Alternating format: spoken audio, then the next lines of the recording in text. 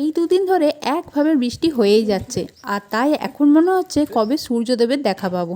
আসলে মানুষের কোনোটাই সহ্য হয় না। দেখো না, এই দুদিন আগে এত গরম পড়েছিল যে আমি বলছিলাম যে কবে একটু বৃষ্টি হবে, আর এখন আবার বৃষ্টি হচ্ছে তো মনে হচ্ছে কবে একটু রোদ উঠবে। আসলে এতগুলো জামা কাপড় যে কাচা হচ্ছে সেগুলো তো কিছুই শুকোচ্ছে না, সমস্ত কেমন যেন একটা গন্ধ বেরিয়ে যাচ্ছে, ভিজে থাকলেই কেমন একটা গন্ধ বেরিয়ে যায়। তাই যখন একটু বৃষ্টি থামছে বাইরে একবার করে দিয়ে আসছি, আবার যখন বৃষ্টি পড়ছে আবার নিয়ে এসে এখানে মেলছি। আসলে মেলারও জায়গার অভাব হয়ে গেছে, এত জামা কাপড় কোথায় মিলবো। আচ্ছা, বৃষ্টি হলে তোমরা কি কখনো আমার মতো এইরকম পাগলামি করো?